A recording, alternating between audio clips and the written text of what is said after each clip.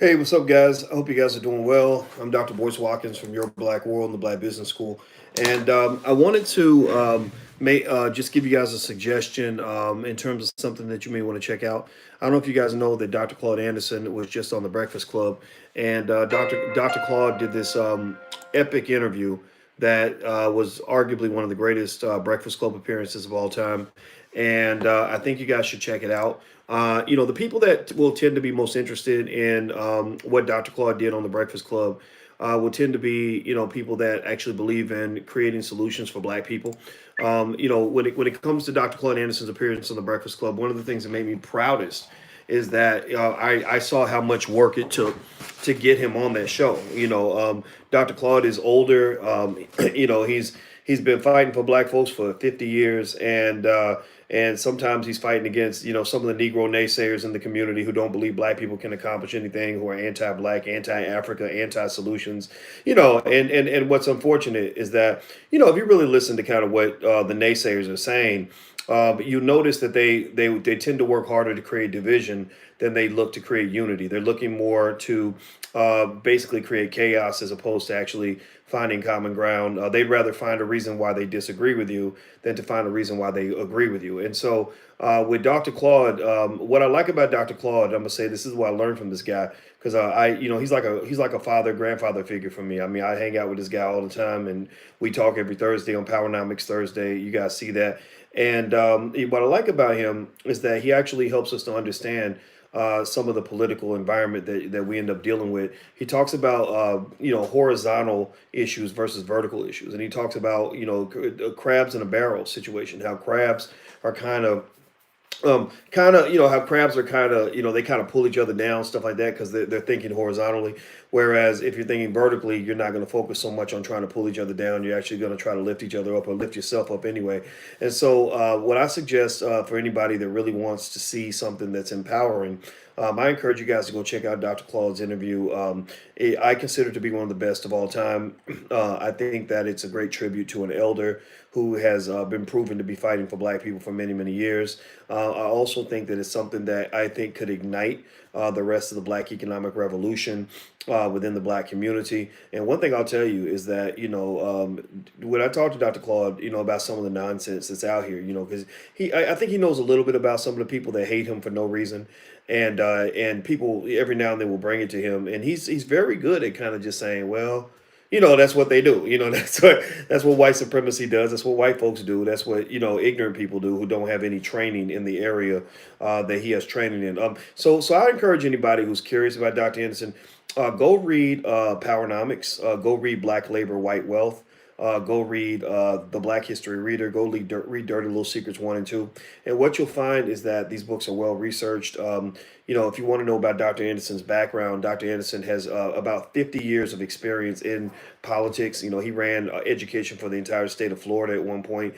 He's also done a lot of other stuff, spoken around the world. And that Powernomics book is incredibly well researched. Black Labor, White Wealth is one of the best books I've ever written.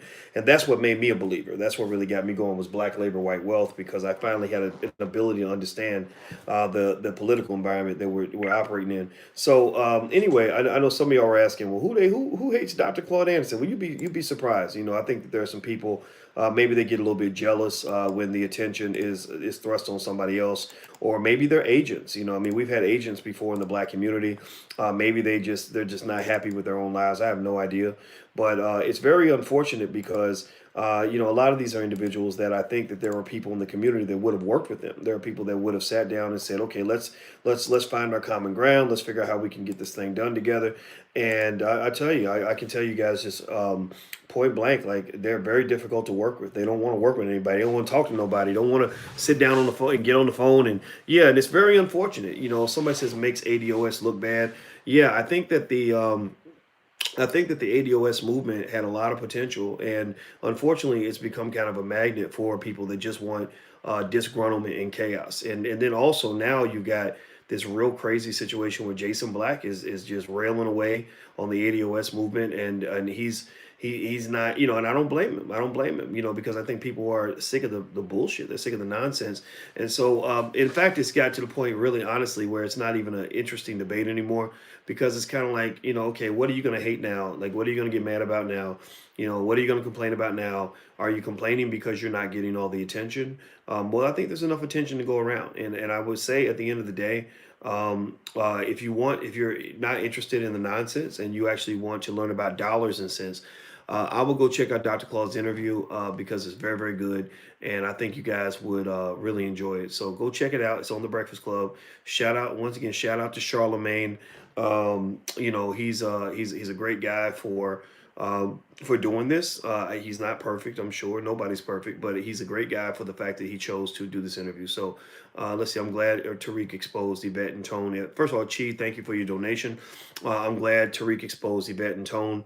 Yeah, and I don't think it had to get to that point, honestly. I mean, you know, I worked with Yvette very closely for many years, and I did see some of the negative there. I did see some of the things that bothered me, but I think that there was a redeeming possibility there. Like, I think it's something about unhealthy, like, mental instability, maybe unhappiness, jealousy.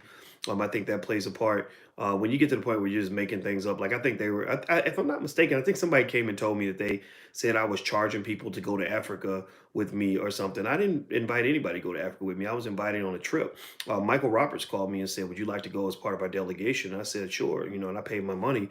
But, you know, when you get to the point where you're like in this weird misinformation campaign, you know, when you got my phone number, you could call me and ask me and say, "Is this true?" And I could explain things and be like, "No, actually, that's not true." You know, it's very disturbing, very confusing. It's very unfortunate, and I don't think it's not necessary. And I don't think they're going to win. I think they're going to lose. I think people are seeing this and they're like, "Ugh," you know. But now at the same time, though, remember, I think one thing you're seeing also with ADOS is you're seeing a ideological divide with a big chunk of the black community. How am I putting out so many videos? Well, doing a video, being honestly, it ain't nothing but talking, and we talk all day long. Like, you know what I mean? Like, the difference is when I talk, I might be recording it. When you're talking, maybe there's no recording, but all I'm doing is talking, right? So all we're doing is having a conversation. So it's really not as hard as you think. You know, it's just a matter of being efficient with your time. So there you go. There's my 2 cents on that. But you know, I think that the reason they're going to lose, I think, is because you're seeing the community kind of collapsing around, sort of saying, like, why are you attacking these people that we love? You're not going to win that way. I also think that there's an ideological divide. First of all, you know, Yvette is LGBT. So you're going to see some LGBT agenda kind of thrown in there. And I don't think the black community is really on board with the whole LGBT agenda. I don't think that they're caught up in the LGBT stuff. I think black people feel a little sick of it. They're sick of this agenda being forced down their throat. And so you have an LGBT led situation, then you're going to have people that are going to reject that. But then two, I think, you know, when Jason Black was breaking down some of the documentation that they're reciting, it's starting to sound like a lot of white liberal stuff. It sounds like, you know, okay, we want you to go vote for the Democrats and go for the Bernie Sanders plan, and we're going to do something for all poor people, and you know, et cetera. And black folks don't want that. Black people want something that is specific to black people. They don't want something that's going to be some white liberal plan that's been morphed to include black people too. So I think that's what you're really seeing, you know, in terms of my analysis of it. It used to be interesting. It used to be to the point where I would debate on the issue because I felt like, okay, maybe there's a misunderstanding. Maybe we can, maybe these are real issues to debate. But then I got to the point where I concluded, I said, okay, y'all are just mad about anybody who's getting more attention than you. Like, you're just mad because Tariq has a conference and Tariq has hundreds of thousands of people that are going to pay more attention to him than to you. That's why you don't want him to have a conference. You know, so, you know, or you're just mad because Dr. Claude Anderson is stealing. I don't know if you think he's stealing your shine or what, but it's like, why would you attack an 84-year-old man who ain't never said nothing to you? Like, this is crazy, you know. So it's very much like, it's become kind of like the hater movement. Like, if you just hate shit, like if you just bitch about and complain about everything and everyone and everybody who might be doing better than you, like, I hate Africa because I think 1.2 billion Africans are all evil people and Africa's bad and Africa's horrible. It's like, what are you talking about? Africa's a big country. It's like the United States. Like, how silly would it be we only have 300 and something million? How crazy would it be if if you heard somebody in Europe say, well, all Americans are bad people, all Americans hate the French, all Americans hate, this, or all Americans voted for Trump. Like that would sound stupid, right? So when you say all Africans, there's 4 times more Africans than there are Americans, right? So how, if you say all Africans like hate African Americans and we have no, like Africa, Africans are bad people and we don't want shit to do with Africans, that means you're not very smart. Like that's kind of crazy. So I'm just gonna say I used to take it serious. Like if I respect you, I'll debate with you.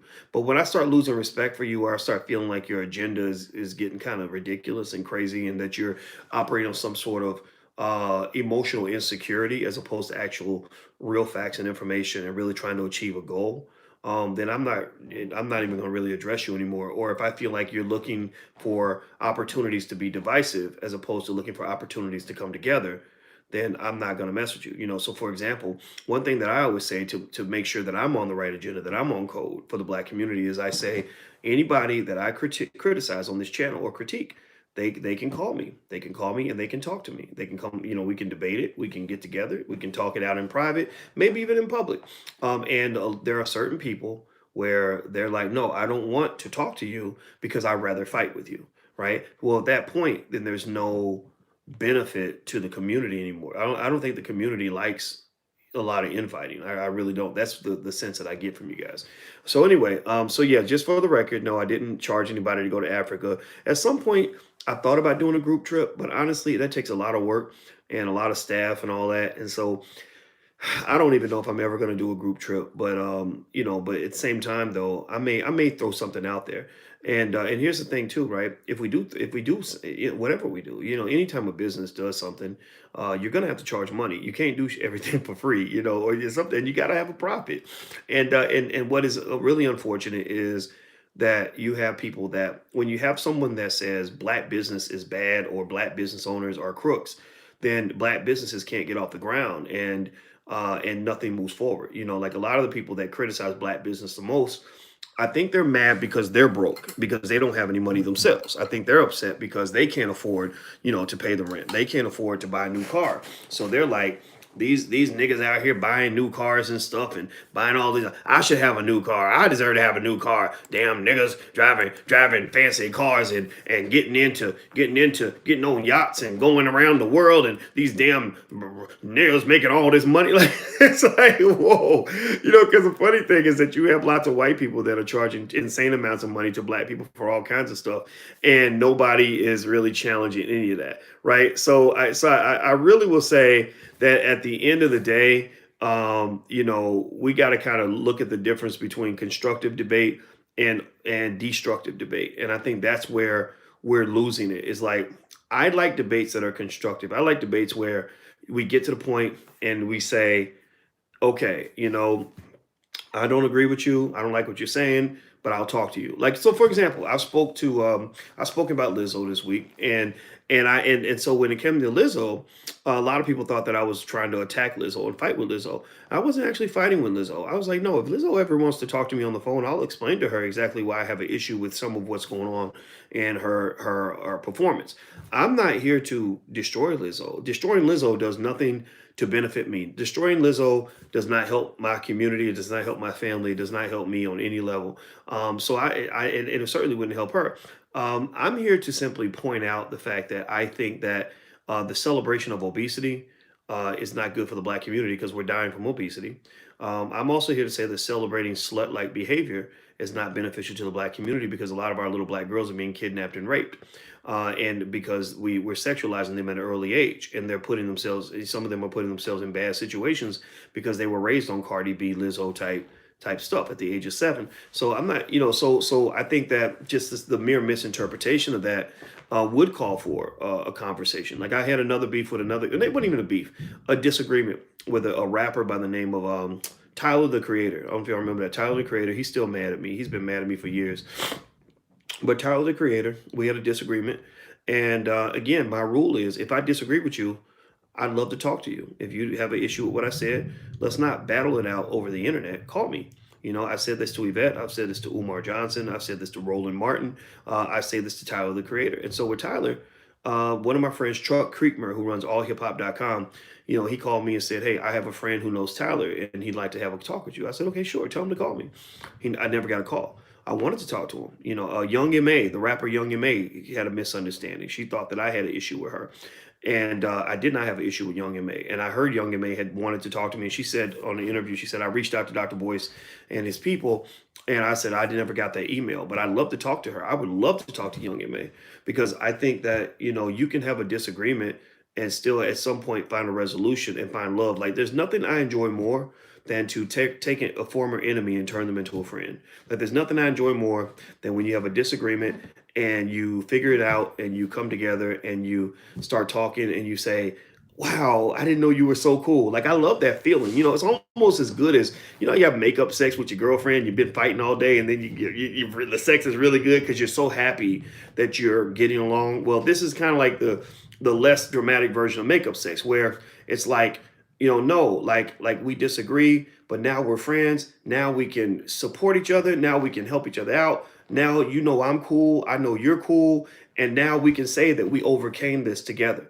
Right? That's the thing. I think that divisions are great when you can overcome them together. And when you remain divisive, that's a very weak way to respond to things. Okay. So anyway, I see somebody keeps saying finance question, finance question, finance question. If you have finance questions for me, I have a finance class. If you go to askdrboyce.com, that's askdrboyce.com. I actually literally answer questions on finance all day long, every day, all the time, to students in the Black Business School.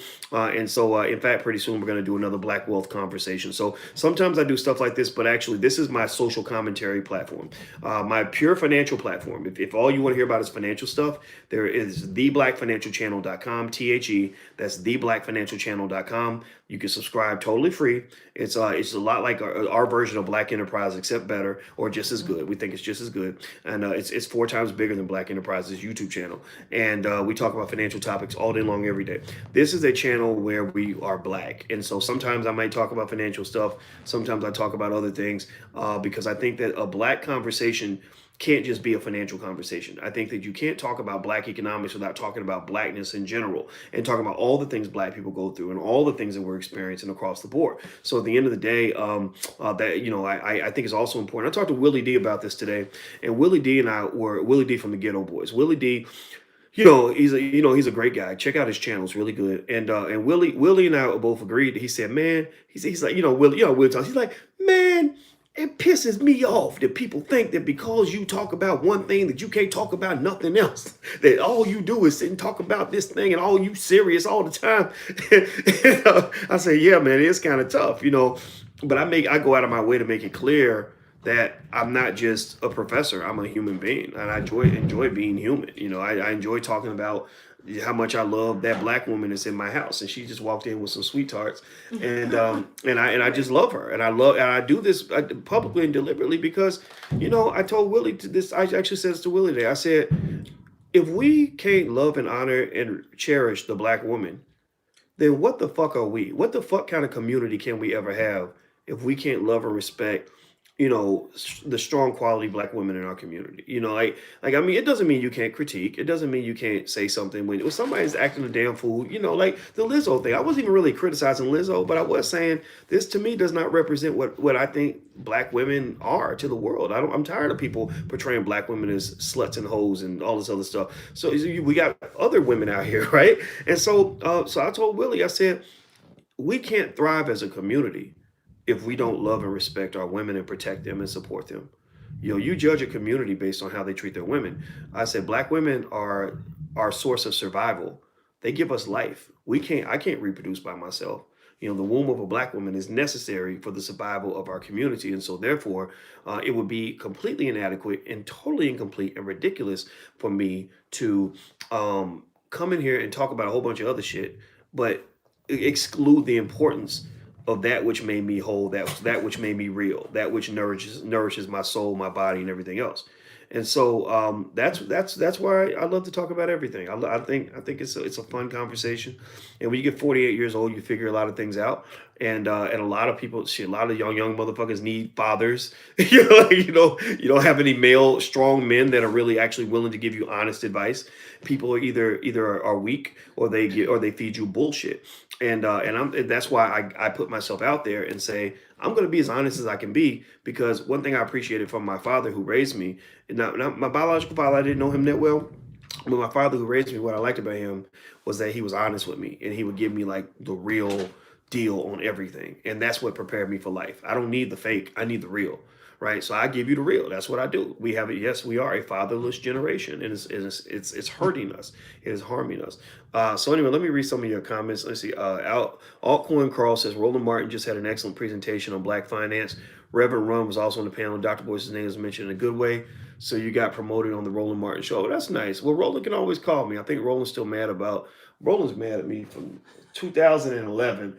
That dude he's can letting go by now. that dude can hold a grudge. No, Roland will hold a grudge. Roland Roland gonna be mad at me in the year 2035. He gonna be like, that old motherfucker. He just said back in 2011. Yeah, Roland has been mad at me since forever. Yeah. So I would like for you and Dr. Anderson to dissect the 1619 project. Okay, I can ask him about that and see what he says about that. Dr. Anderson will be here tomorrow, by the way. He comes on Powernomics Thursdays. I'm excited. That Breakfast Club interview, he did so good and he killed it. I looked at the comments. Everybody was like excited, and I'm excited for people to get introduced to him for the first time. I believe that we should introduce, that Dr. Claude Anderson should be one of the first people that we introduce Black children to when they're born. Like literally, before they know about George Washington, they should know about Dr. Claude Anderson. Can y'all do that? Can y'all do that? Or put them in the top three.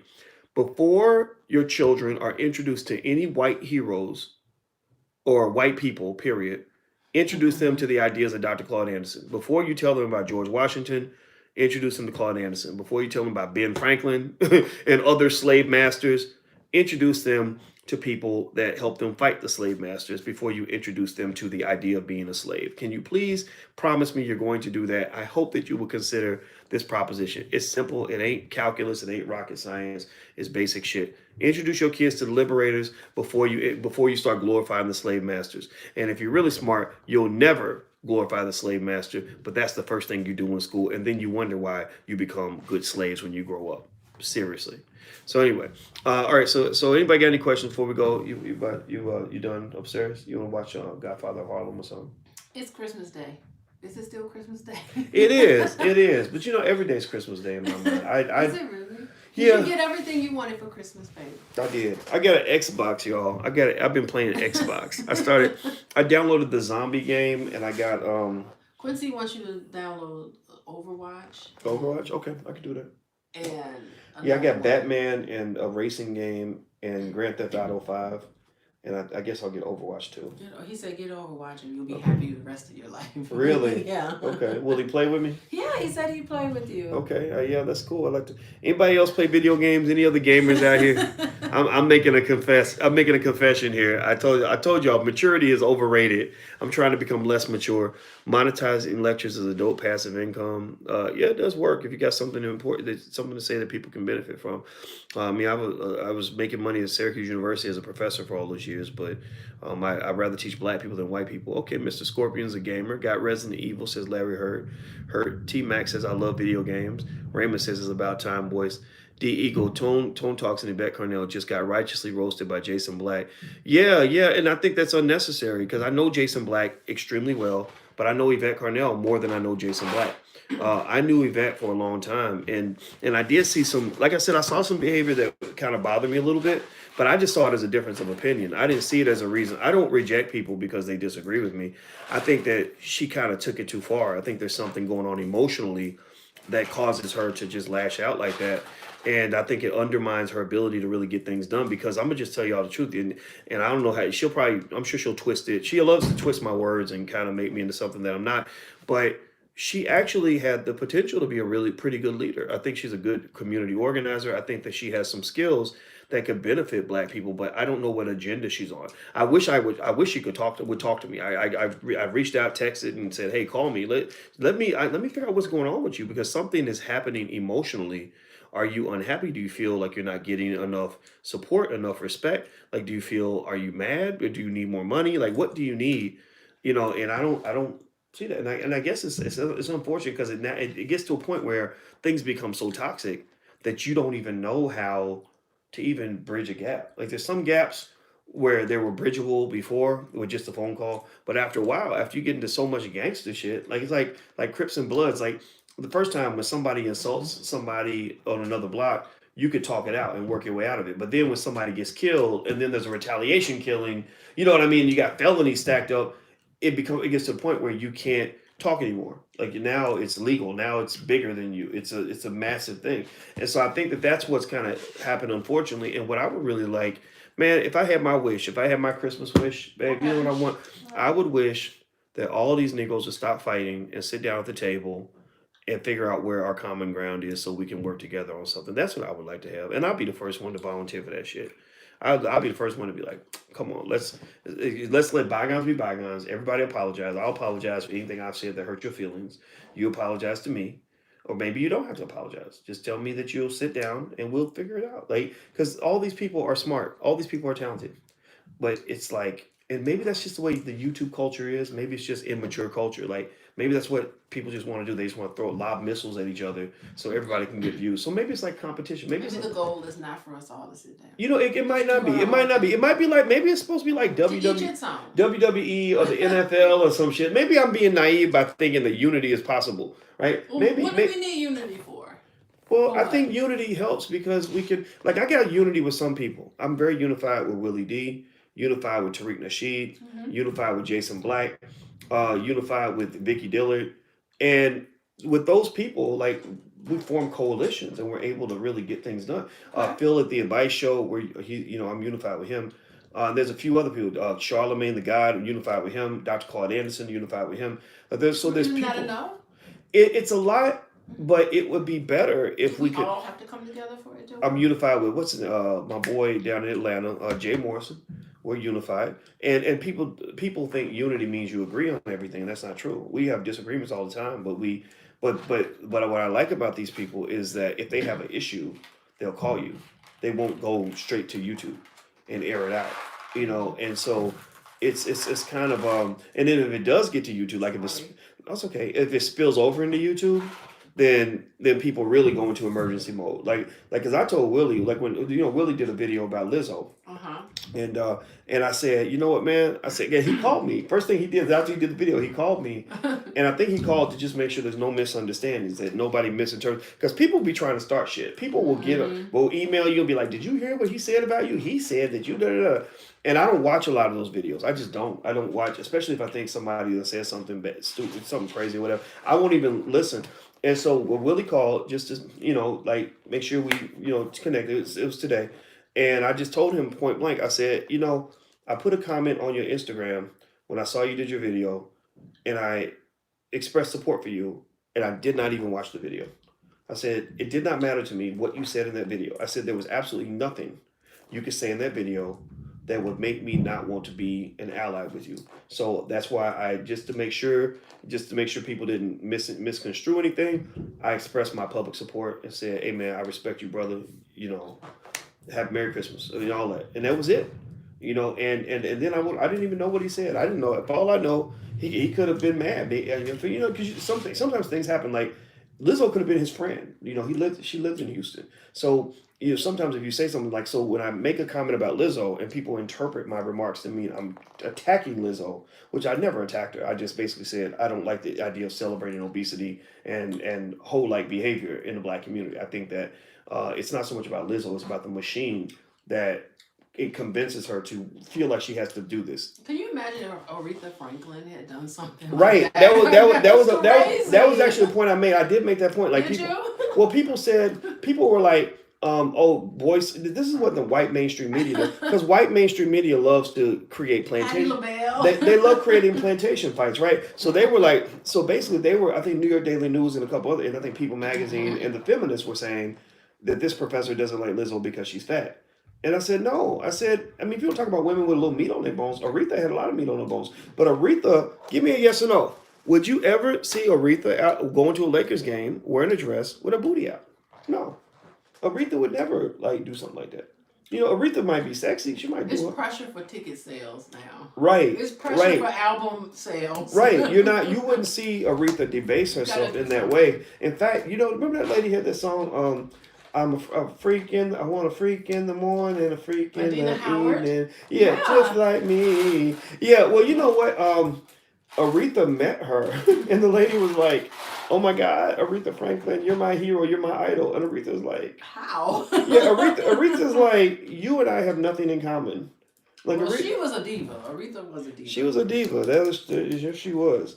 But to me, it's like something about having dignity, right? Having dignity in Hmm. class, and that's what I like to see. In terms of how our women are represented. When white men, represent themselves in the most direct way, they tend to present themselves in films as the hero, as the alpha, as etc. Now they might have other types of characters out there, but the hero a lot of times is going to be a white man because they want to remind you that the white man is the strong man, the white man is the great man. And we'll get the woman at the end. He gets the woman at the end, right? Hmm. And whereas the black man might be the sidekick, he's the comic relief, he's the clown, he's the coward, he's the buffoon, and we The take those helper. roles, right? We Almost. we take those roles because we feel that that's the only way we can work, that we can actually have a job. So Tiffany Haddish, Cardi B, and Lizzo, they're almost like the holy trinity of female buffoonery. Hmm. Those three women, are the female version of the buffoon, the sidekick, the comic relief. And I don't think that's. I think it's okay for the community to speak up against that, not against them, but against that, just that. Not to change the subject, but Mhm. do you want to see Star Wars, or do you not feel like going to? I feel like What we'll y'all fall think? asleep. Y'all think I don't I'm not real. I'm You're a not little feeling it, I'm a or little what? concerned because I just saw the reviews. The reviews was the new Star Wars are not that great. I'm not a Star Wars fan, so I may like it. What do y'all think? Y'all think I should see Star Wars? She's asked me if I want to go see Star Wars tonight. I really do like going to the movies and getting the popcorn and You the just want the slushy. movie. I like the popcorn, the slushy, and the Twizzlers. That's my thing. Do y'all think I should see Star Wars? Somebody says save your money. Why not? Super Mike says boring. Kevin Hicks says no. Yes. Yes. Anybody seen it? Anybody seen it? Who has seen it? Darlene says she wasn't a Star Wars fan. Okay. I love Star Wars. Love the with. Eric Benjamin says yes. If you saw it, did you like it? Like yes or no? Like is it good or bad? Like let me know that. I'd like to know who saw it. If you've heard it's good or bad or whatever. Okay, Larry Hurst says not a fan. It's boring. Well, Larry, I love you, man, but your opinion has to be reduced because you're not a fan anyway. So you don't like none of that shit. Man says slushy. Hell yeah, I love a slushy. The last Star Wars movie was Return of the Jedi. The Sith, I mean, good. Go This is it. They're not for doing her. any more Star Wars, right? They always say that shit, but Oh, see, that's getting me to want to go no the on the big screen. The Star Wars franchise is worth billions of dollars, and so what they're gonna do is they're just gonna keep spinning that shit off and make it into like a Marvel Cinematic Universe type thing, and keep making that money. They didn't spend billions of dollars on the franchise just to kill it. Hmm. So I think they're gonna try to make that money. Did I see Queen and Slim? No, I didn't. And it looks like a good story, but I don't like it when they be tricking you and putting a man in there in a woman's role. I don't like Is that. that what they did? Yeah, yeah. They had a man in there, and the man played a woman. What? So it was almost like that Forrest Whitaker movie from back in the day. Remember that? The Crying Game? Yeah. Oh my god, that And they was a hell of a movie, and it's right? like it fucks with your head. Like Yeah, that movie was no crazy. man wants to find out that the woman he's been looking at and potentially admiring for the We were last all 2 like, hours what? is a dude. Like that makes you throw up. Makes you want to have to go get therapy. Are you talking about the elder yet? Okay, I don't know about the elder. I'm sorry, I don't know what you mean by that. All right. We Okay. haven't left the house in forever. If she want to go, you have to, boys. It says newest Lifetime. Okay. All right. Well, yeah. Let's go. Let's go to the movies. I'll go I with could you. be convinced not to go, but No, we got a lot of shit at home we still haven't we watched. do have a lot of stuff We here. got fucking 1,000 Netflix shows we haven't seen. Let's finish The Godfather of Harlem and not fall asleep on it. Okay, we can do that. Let's get some popcorn. Let's make some popcorn so we can have a movie theater experience Mm-hmm. without actually going to the movies. All right. So there we go. So that's our plan for I'm too tonight. lazy. That's our plan. We're not gonna go in. Are you still offering the Black Hollywood opportunity? I sent some examples of my work. Haven't heard anything back. Yeah. Your work. You've been filed. You've been put into the database. We've got actually some film projects that we are working on right now. We're actually digging deeper into the Black Love Blueprint, that franchise. We've actually made part one, part two is almost done.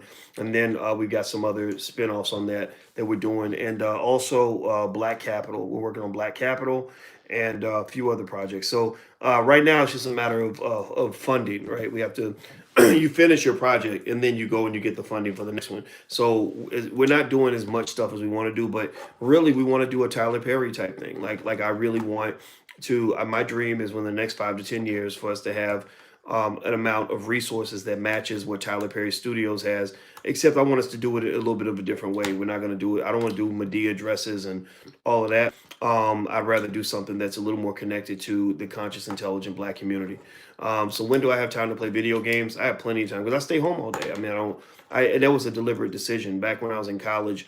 I didn't want to. I didn't want to be in the office all day. I don't want to be around, evil white people and stuff like that. I wanted to work from home, So I always had a dream of figuring out how to build my career in a way where I could be home with my family. Because I figured out when I was young that most people spend more time on their job than they spend with their own family, and I never liked that. That did not seem natural to me. So I really I really wanted to have a life that was a little bit different. So I'm home a lot, and I take 2 naps a day sometimes. It seems like I work a lot, but it's only because I'm efficient with my time. So believe me, I don't, I'm not in that workaholic mode. I just love what I do. In fact, if you love what you do, you'll never work a day in your life. I guarantee you. All right, guys. So hit the thumbs up button, hit the share button, hit the subscribe button, and if you want to help us to expand our Black media, we'd love to have you as a patron on at intelligentblackpeople.com. That's intelligentblackpeople.com. Also, you can get started in the Black Business School for free. You can actually do a free membership. So if you want to learn wealth principles for 2020 and do better for your family, stuff like that, feel free to go to theblackbusinessschool.com. That's theblackbusinessschool.com. All right, guys, out of here. Take care. Have a good day. Talk to you soon. Peace.